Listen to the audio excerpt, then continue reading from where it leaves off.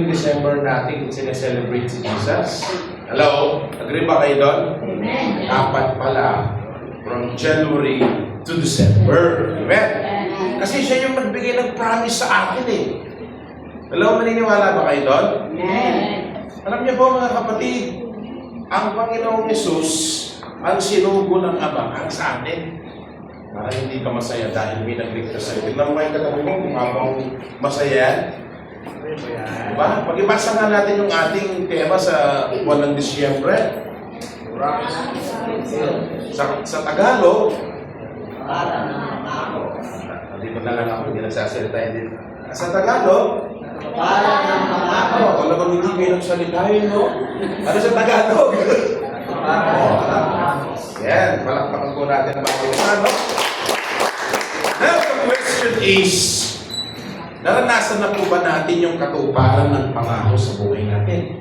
Kung naranasan mo yan, pumalakpak ka. Naranasan ka. Diba?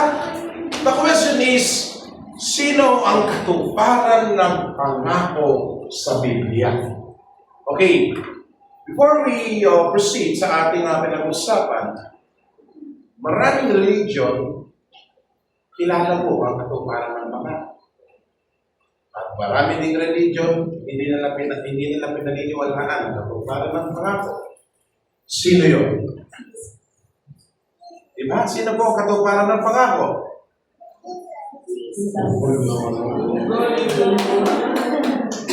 Galing ng baby namin na isa, no? Sino? Jesus. Ngayon, pagtitibayan natin yan. Bakit si Jesus? Pwede naman yung nakakulong, no? Kilala niyo ba yung nakakulong? Yung grenade sa Davao? Di ba? Pwede naman yung magaling din sa Biblia. Pero bakit si Jesus? Maraming religion hindi naniniwala na si Jesus ang Savior. Para sa kanila, He's just a man. But don't forget that God is 100% God and 100% man. Sabi ng mga ibang pilosopo, bakit hindi na lang ginawa ni Lord ang lahat ng tao ay mabait? Tulad ng katabi mo, tingnan mo ha.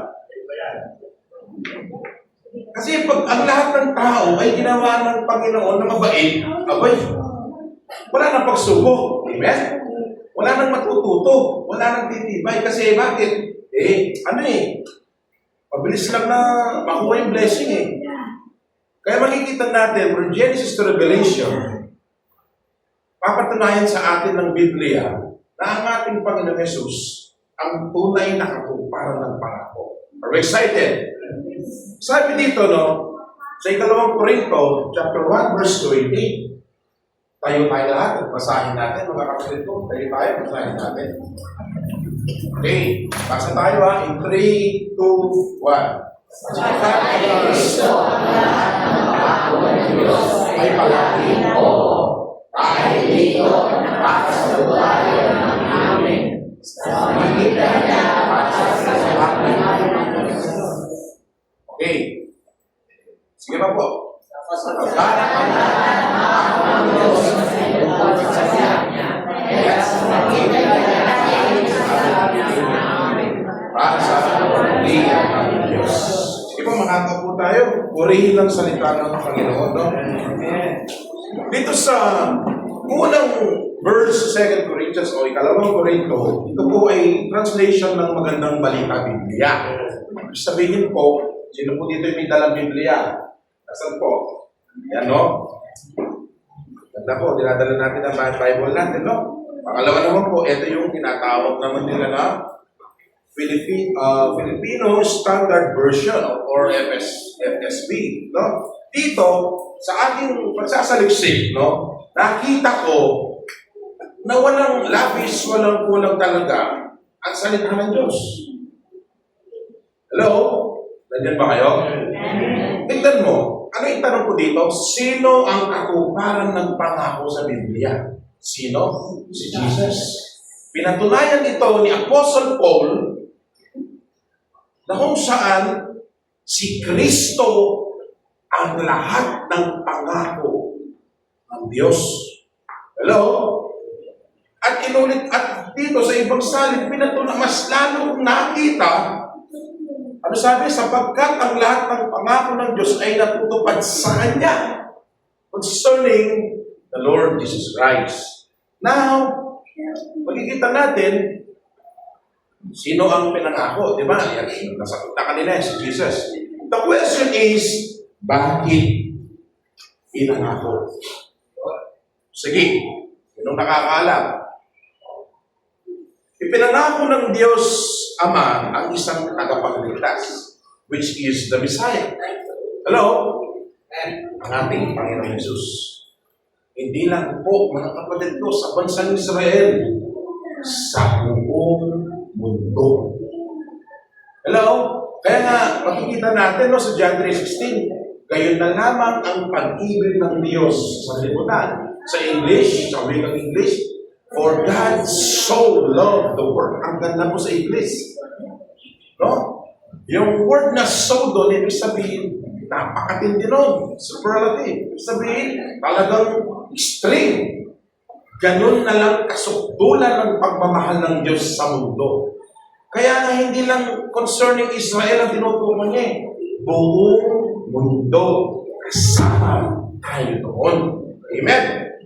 Kaya ito yung dahilan bakit siya pinangako? Unang-una, ipinangako ng Diyos ang Messiah dahil nagkasala tayo. Tama ba? Tama po ba? Sa ating mga ninuno, makikita natin sa Genesis chapter 3, doon mo makikita, na ang naunang ninuno natin na si Adan at saka si Eve, nagkasala sila. Hello? Kaya kailangan ng matinding handog. Mamaya, pag-uusapan natin yan. Pangalawa, nalayo tayo sa Diyos. Totoo yun. Sino dito aamin? Wala kong maamin talaga yun, no? Sino dito aamin na dati kang napalayo sa Panginoon? So, kailangan natin ng promise fulfilled or yung pumupad sa o yung katuparan ng pangako, which is the Lord Jesus Christ. Amen. Sabi nga ng Romans chapter 3 verse 23, sapagkat ang lahat ay nakasala. Sabi mo ng perfect. Tignan mo yung katabi mo. Tignan mo, mata sa mata. Tignan mo. Sige, tignan mo yung katabi mo, mata sa mata. Tignan mo siya, dali ka sabihin mo, hindi ka pala perfect, ha? Walang perfectong tao, mga kapatid. Lahat nagkakamali. Lahat nagkakasala. Tulad ko po, madalas po ako nagkakasala. Bakit? Dati yung sinasabi nila kang buwang mo, pastor, sabi ko, konti lang ako. Joke lang po yan, mga kapatid. Kaya nga, sabi dito, sapagkat ang lahat ay nagkasala at walang sinumang nakakaabot sa kalulatian ng Diyos. Wala po. Ano kapatid? Wala po. Mamaya, ididiktik po natin yan at para makita natin at maintindihan natin. Bakit? Bakit po, no? At ito pa po yung isang dahilan, bakit bakit siya pinangako sa atin? Dahil nga po, mahal ng Diyos ang mundo. Kanina po, sinabi ko na yan, no? Si Jesus ang pinakadakilang alay. Naniniwala po ba kayo doon? Naniniwala po ba kayo doon? Lahat tayo napanood na po yung movie, The Passion of the Christ. Kung paano po na napakabuti ng Diyos doon mula sa kanyang kapanganakan. Kaya kung babasahin niyo po ang kwento ni Jesus Christ, lagi po yung ini-encourage, basahin niyo po ang Gospel. Matthew, Mark, Luke, John. Diyan mo makikita yung journey ni Jesus Christ. Kung paano po siya pinanganak hanggang siya po ay mamatay at muling magbalik. Kaya dito, sabi dito, ang ating Panginoong Yesus ang pinakadakilang alay. Noong panahon po kasi ng mga Hudyo, sa Old Testament, madalas po may offering o alay. Ano po yun? Kailangan po may pagganap ng dugo. Kaya madalas, yung ibang religion, naghahanap sila ng, kung hindi tupa, kambing. Pamilyar po ba kayo sa mga ganong senaryo? Para sa kanila, ganun ang way para mapatawad sila sa kanilang mga pagkakasala. Kaya nga nang dumating ang Panginoong Yesus, siya yung nag-fulfill sa lahat Kaya nga sabi ng Biblia, pumunta ako dito hindi para sirain ang batas. Bakit? Siya kasi ang fulfillment. Hello? Nandiyan ba kayo?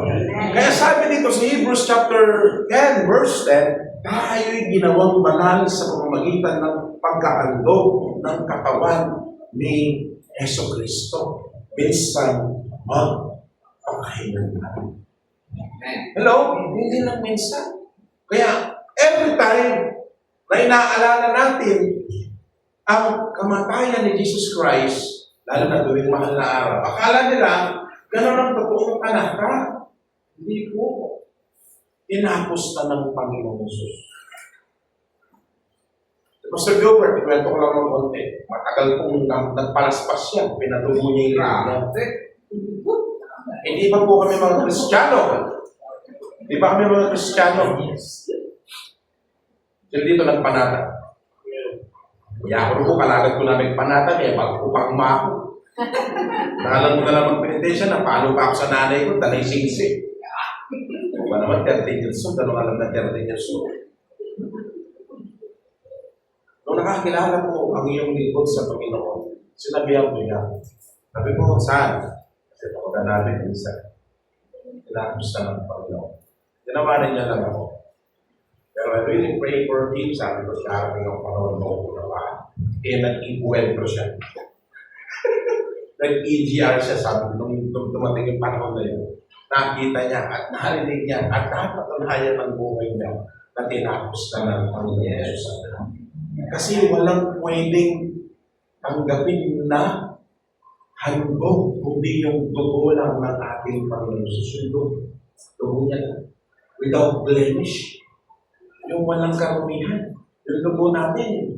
Ako, pag kumuha ka ng dugo sa akin, naku, pag transfer mo sa iba yan, makain blood din yan.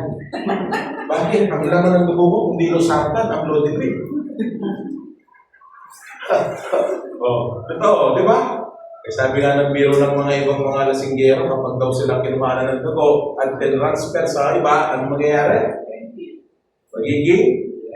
Magiging kalasing din daw sila. Alam niyo po, nasalinan po ko ng dugo, 28 bags. Ako po'y na-dengue stage 4. Kala nyo, ha? Patindi. Tinubo talaga yung loob ng aking tiyan. Alam niyo po nangyari? Nag-ibaugali ko talaga. Piling ko yung mga dugong sinalin sa akin, hindi lang dugo ng kopi eh. May mga dugo ng ano dito na medyo papagmahal sa babae, pangit ang pakinggan yung chick boy, no? May dugo siguro din na sinalin sa akin na medyo matapang, no? Hello? So what is my point, mga kapatid? Dahil sa paghahandog na ginawa ng Ama sa kanyang anak na si Jesus Christ, tayo ay ginawang banal ng Panginoon. Hello? Naniniwala ba kayo, mga kapatid, na siya ang pinaka-dakilang alay? Kasi yung iba hindi nila pinaniniwalaan. Especially yung ating pag-uusapan mamaya. Sabi dito, siya ang kordero ng Diyos. Sabi ng Juan, Kapitulo 1, versikulo 29, ang kordero ng Diyos, kinabukasan, nakita ni Juan si Jesus na lumalapit sa kanya, sinabi niya, tingnan ninyo siya ang kordero ng Diyos. Nag-alis ng kasalanan ng sanlibutan. Sino yun?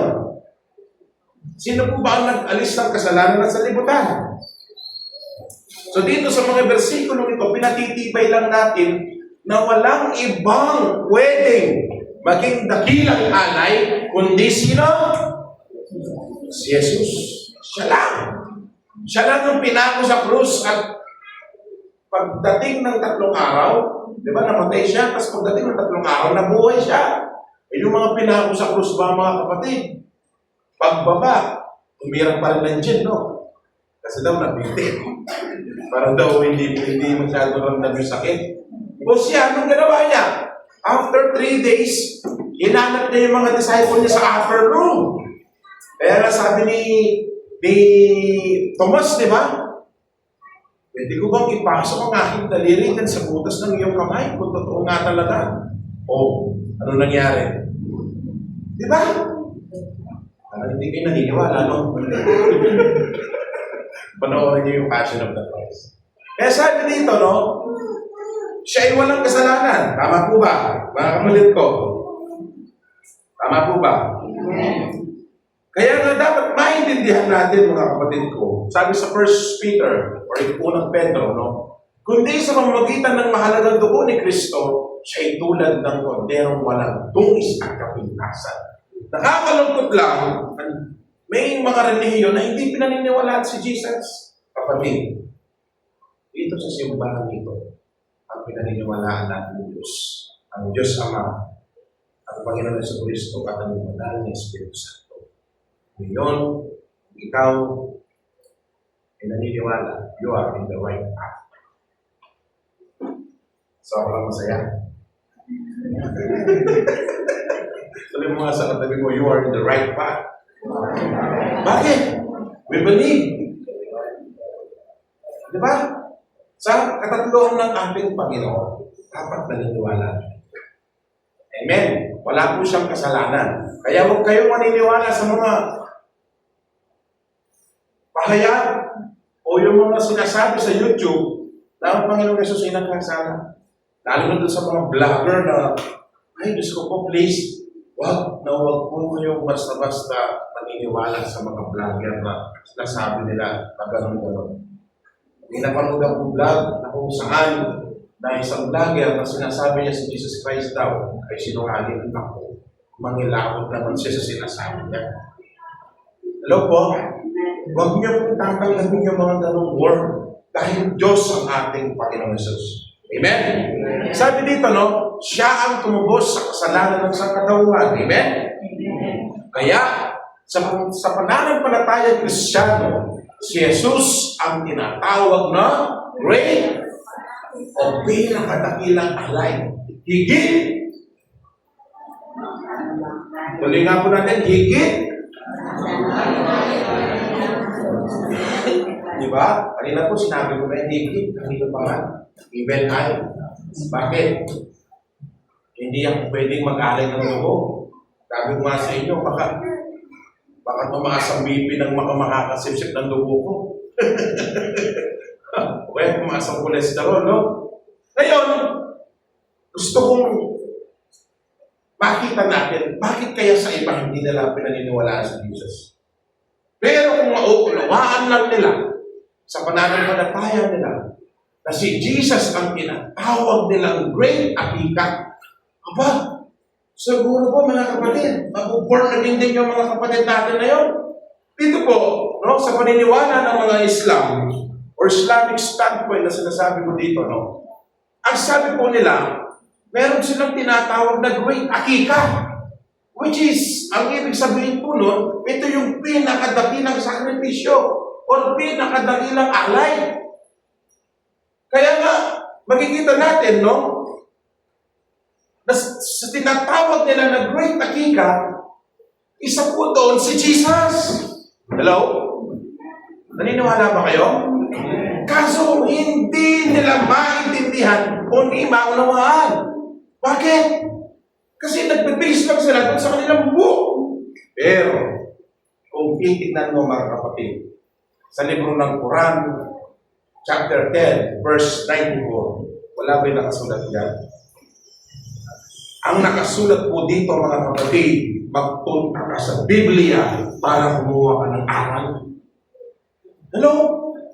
Andiyan po ba kayo? Kaya kung mauunawaan lang ng mga kapatid na ito, ang kanilang stand, naniniwala ko, mapupuan na din sila. Wow! Si Pastor Ismail lang ang masaya, tsaka si Brother Bert. Amen? Ano, magulo ba yung ating pagpapaliwanag? Gusto nyo bang ano ko ba? Ano ba tawag? I-start ko ba? Kaya nga dapat maintindihan natin na yung great akika na sinasabi nila, ito yung Panginoong Jesus.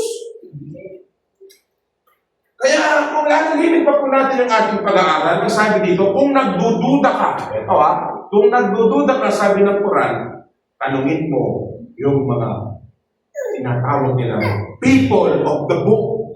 Sino yung mga yon? Walang iba po, kundi yung ating mga kapatid na medyo at tayong mga Kristiyano. Isn't it amazing? Alam niyo po, Tinuro po yan ng aking pastor na namatay, kaya tandang-tanda ako. Tuwing tayo po ay maghahayag ng pagiging Diyos ni Jesus Christ, isa po yan sa mga kapatiban. Kaya alam niyo po sa Middle East, ang daming nag-born again na mga Muslim. Bakit? Nakita nila at naunawaan nila na yung great sacrifice na sinasabi pala doon ay ang ating Panginoong Yesus na namatay sa krus ng Kalbaryo at nabuhay muli para sa atin. Nandiyan ba kayo? Diba? Ang tindi ng pagmamahal ni Lord sa atin, mga kapatid ko. Kaya nga, kung titignan natin ang Biblia sa libro ng 1, Kapitulo 1, versikulo 1, nang pasimula ay naroon na ang salita. Kung titignan mo ang Genesis chapter 1, verse 1, in the beginning, God. Kaya paano lang masasabi na ang ating Panginoon Yesus ay hindi Diyos? Samantalang nagpapatibay sa mga talatang ito ng ating Panginoon. Ang ating Panginoon Yesus ay Panginoon. Talagpakan po natin si Jesus. Ang salita ay kasama ng Diyos at ang salita ay Diyos, yung Word of God. Hello? Kaya pansinin mo, tuwing ikaw ay magpapahayag ng salita ng Diyos, may nangyayaring maganda sa mga pinapahayagan mo. Para lang yung maliwanag. Di ba? Ako po, produkto po ako niyan. Tinatawanan ko sa Pastor Cristo. Di ba? Sinasabi ng matandang to, sabi ko. Pero lang yun. Nung narinig ko yung John chapter 3, verse 16, na-touch talaga ako na may isang Diyos na nagpakamatay para sa akin at tinanggap ako kahit dami mga kasalanan. Doon ko na-realize na may nagmamahal pa pala sa akin. Bukod sa aking pinsan na pogi na lang dito. Pinsan namin ni Pastor Jobert, di ba? Hello? Ito. Kasi ang alam ko lang nun, mahal lang ako ng aking pamilya. Pero nung nalaman ko na bukod sa aking pamilya, na may Diyos pa pala na nagmamahal sa akin, aba, talaga naman. Sinunod ko lahat ng mga damit ko na pang-MBA. Totoo. Yung aking jacket, sinunod ko yun. Yung mga laruan ko, tinahagod ko lahat yun. Bakit? Eh, yung ibang tao hindi ka tanggap eh. Pero sila tanggap ka. Amen? Nandiyan po ba kayo? Isipin mo, yung tao maglabas mo dyan, husgahan ka. Ang ganda na ng suot mo, manasuot ka. Diba? Ang ganda na ng suot mo, may sasabihin pa rin ng tao. May suot naman dito. Pag naman pangit ang suot mo, Diyos ko naman, para naman na ng gilo to. Sabi na ng gilo. Ano sa Tagalog na ng gilo? Diba? Pero ang Panginoon ano? Minahal ka niya. Tinanggap ka niya. Kahit sino ka ba. Diba? Parang yung kanta lang yan eh. Namahalin kita maging... Paborito ni Manilis yun. Kaya sabi din sa verse 14, naging tao ang salita. Sino yun? Sino po yung naging tao? Ang ating Panginoon Yesus. At nanirahan sa piling namin. So nagpapahayag po dito, ang lingkod ng Diyos sa si Juan. Nakita namin ang kaluwalhatian tunay sa Kanya bilang isa-isang anak ng Ama. Look at this testimony. Itong patotoo ng mga lingkod ng Diyos na ilang years nang lumipas, hanggang ngayon pinag-uusapan pa natin. Amen po ba? Amen po ba?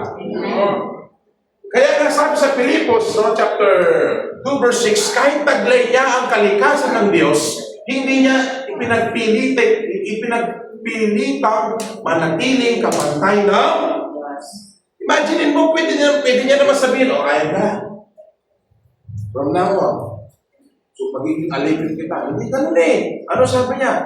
Di ba? Nung nakita niya yung mga tao, di ba, bukas silang kawawa. Kawawa sila. Nagkaroon siya ng matinding compassion. Nung siya inusgahan ng emperador, ano sabi niya? Father, forgive them. Di ba?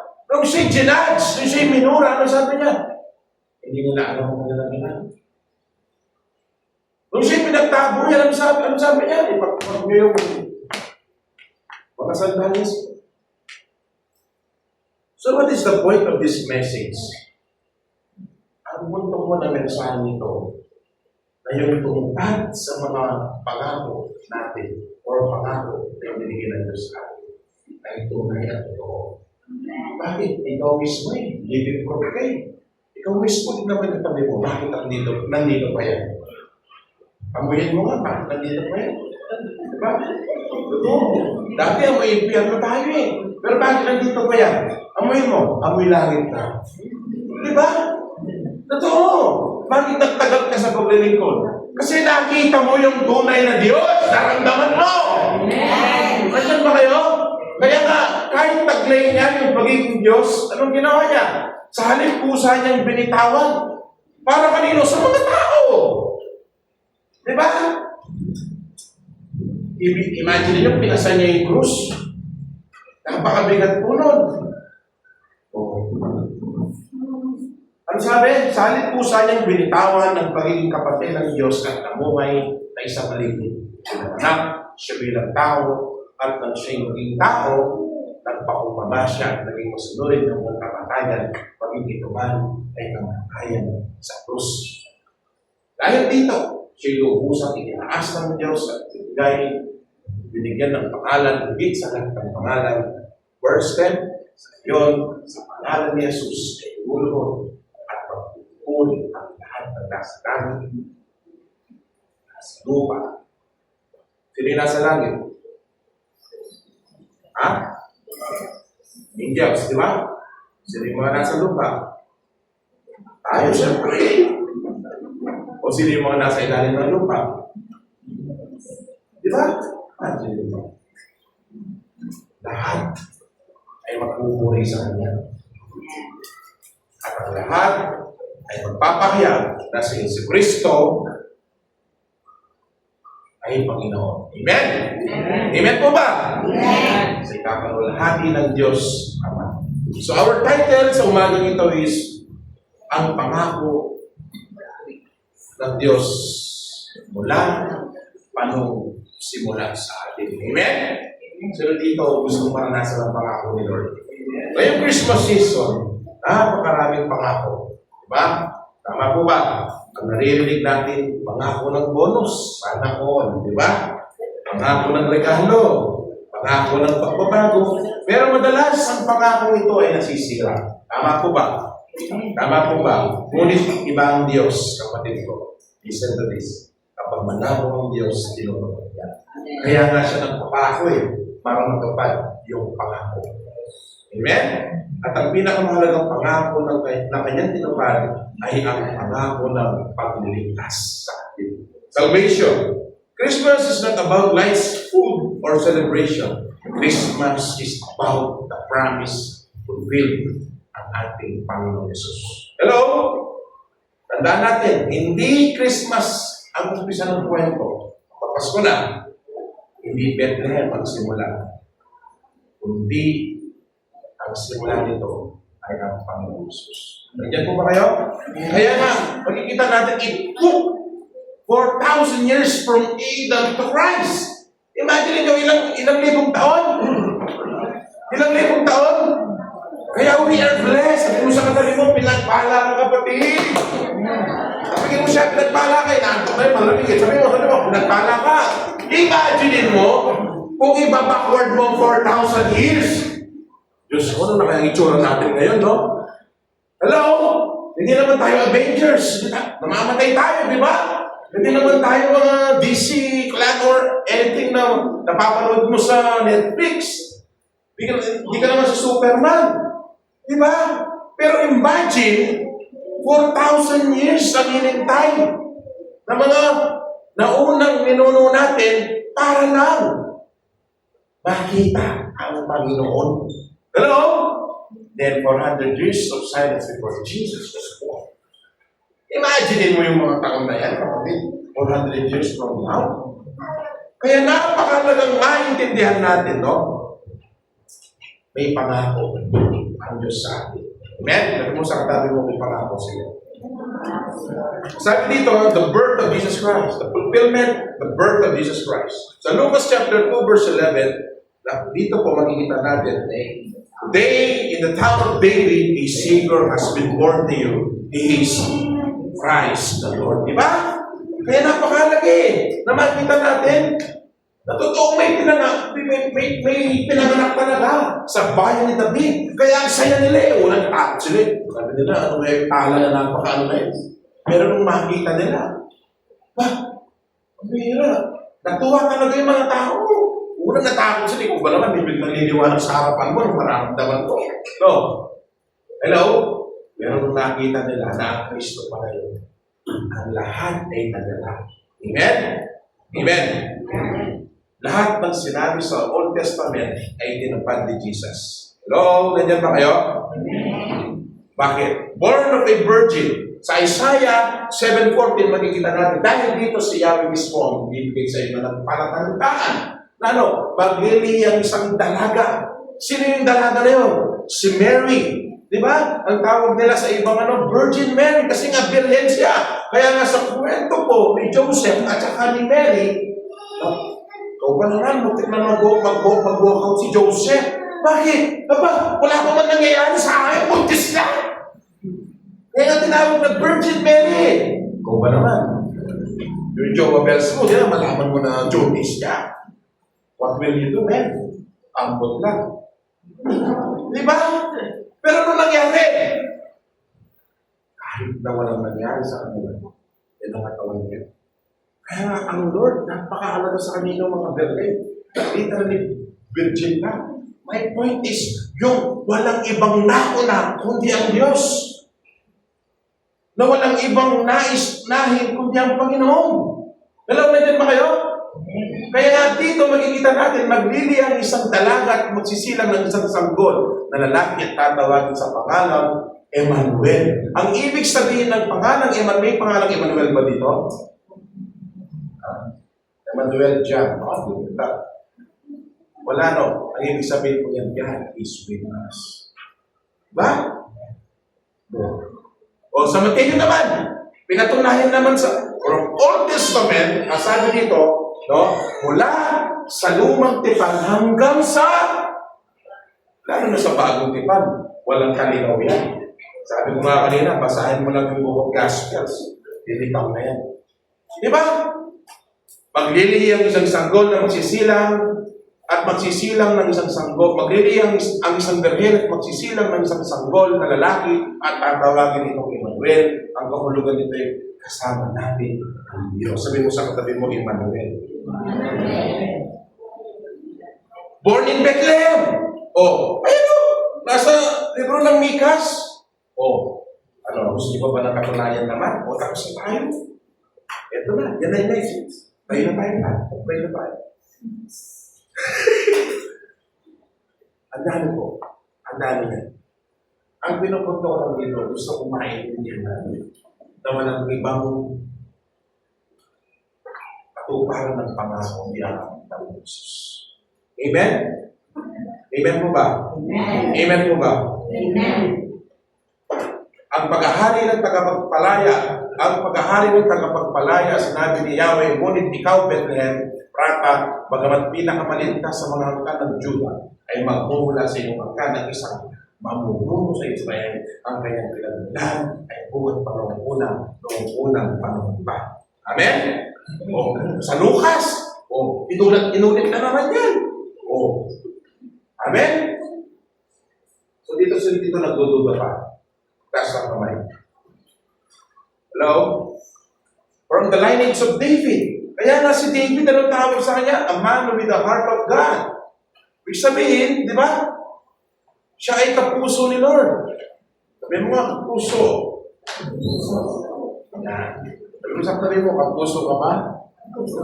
Channel 5, sabi niya, kapamilya, May bago, ano ba Channel 5? Ano ba Channel 5? Ha? Kapatid, kapuso tayo, di ba? Sabi dito sa Jeremiah chapter 23 verse 5, pag-ibasa nga po natin in 3, 2, 1.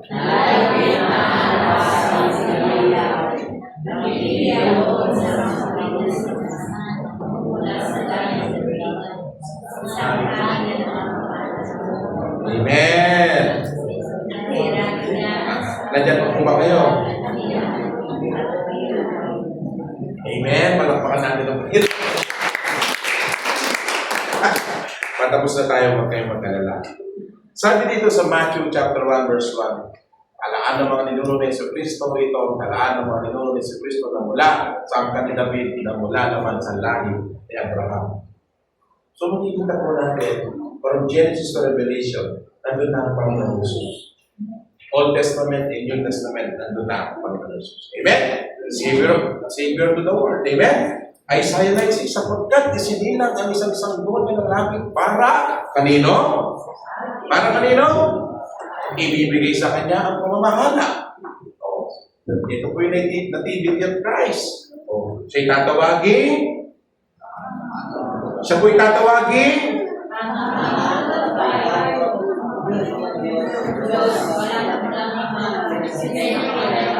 Amen. Palakpakan natin si Lord. Jesus is not a backup plan. He is the original plan. Amen. Are you with me? Amen? So, better keep His word. Hello po. Diba? I-treasure natin yung salita ng Panginoon. Ito po yung pinaka-the best na kailangan. Bakit? Kasi pag nasa iyo ang salita ng Panginoon, believe me, generation of generation will be blessed dahil naibahagi mo sa iyo. Nandiyan po ba kayo? Hello? Jesus is the answer to every human need. Nandiyan pa kayo? Si Jesus po ang tanging kasagutan sa bawat pangangailangan ng isang tao. Amen? Sabi mo sa katabi mo, si Jesus pala ang kasagutan. Hello? Sabi mo sa katabi mo. Pagtutunayan natin yan. Bakit? In brokenness. Hello? Basahin nyo. Ano sabi?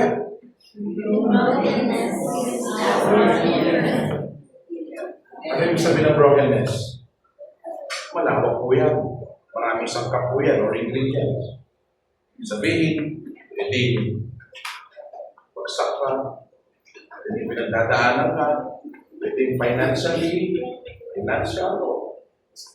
ayaw mo utang, daming bills, di ba? Siya yung ating kalalihan. Amen? In guilt, He is the forgiver. Nandiyan mo ba kayo? Kapag tayo nakakaramdam ng panghusga sa ating sarili, o hinusga tayo ng ibang tao, parang kung ayaw mo lang patawarin ng mundo o ng ibang tao because of what you do. Jesus is the forgiver. Amen? Sa ating pangangailangan, sa ating emptiness, He is our satisfaction. Alam niyo po mga kapatid, minsan masasabi mo, one day, na ang aking paglilikod sa Panginoon ay kasapatan ko. Yes. Hello! Pangangailangan ka sa family mo, alam ng Lord yan. Alam ng Panginoon yung desire. Kung tayo natatakot, He is our Prince of Peace. Lord, bigyan mo ko ng peace of mind. Hello? Huwag kang magdadalawang isip kay Lord.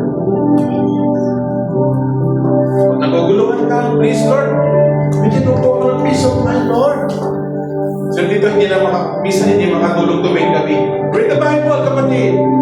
Worship God. Buksan mo ang Biblia sa Mateo chapter 11 verse 20. Come to me, all of you who are burdened, and I will give you rest, says the Lord Almighty.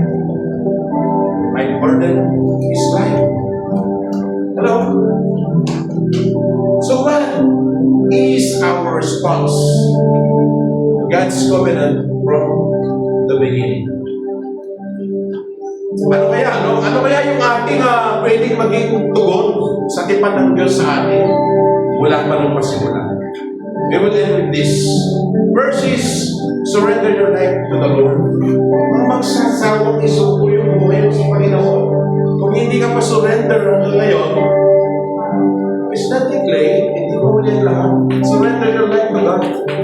Surrender your life in the Lord. Suko mo ang iyong buhay sa Panginoon. Tanging sa Panginoon ka lang magkakaroon ng kapayapaan at kalakasan the moment we surrender our life to Him. Tama na yung pag-aalala. Normal lang yung isang mag-alala ka tao pero kapatid, alam mo, why not piliin mo yung Lord, I surrender this to you. Hello?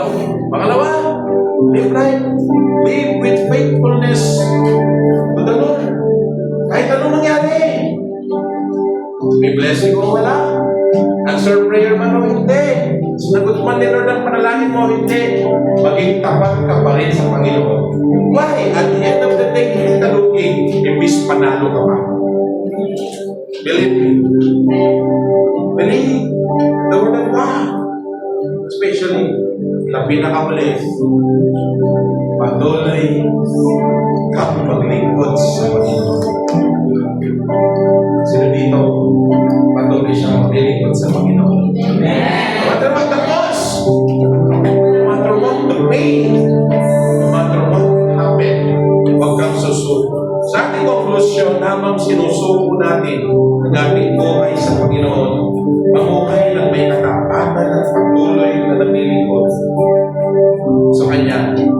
Napahayag natin ang isang makapangyarihan na katotohanan, karapat-dapat ng Diyos na ibigay natin ang buong buhay natin sa Kanya. Hindi kalahati, hindi paminsan-minsan, hindi kapag mag-aalala ng buhay, kundi isang pusong lubos na nakatalaga tapat ng paglingkod araw-araw. Kapag tayo'y sumuko, siya ang kapag tayo'y nabubuhay na may nakatatan, siya ang nagpapalakas. Kapag tayo'y nagdiliko, ginagamit niya ito para sa kanyang kalooban. Kaya ngayon, kapatid ko, I challenge you, gawin natin panalangin ito. Let's all stand. Let's close our eyes. Pwede ba natin ipikit ang ating mga mata? At sabayin niyo ako sa isang panalangin. Panginoon, come on, louder, Panginoon. Sinusuko ko ang aking buhay. Mamumuhay ako ng tapat. Lilingkod ako ng tuloy-tuloy. Gamitin mo po ako para sa iyong layo. Ito ang aming panalangin sa pangalan ni Jesus. Amen. Salamat, Panginoon, sa mga kapatid kong ito na kung saan ay pinagpala ko ng lubos. God, I pray sa umagang ito, katampuin mo po sila. Lahat ko sa umagang ito ay maranasan ko nila yung pangako na hindi mo nila naranasan sa buong buhay nila. I pray today, O God, maranasan mo nila yung mga himala na nagmula sa iyo. I pray today na maranasan mo nila yung mga blessings na hindi mo nila naranasan. Lord, sa mga kapatid mong ito na natatakot, naghihina, nawawala ng gana minsan, I pray na ikaw ang palaki sa kanila. Alam ko, ang mga sitwasyon nila sa buhay, malangin ko po, ay malampasan po nila ito.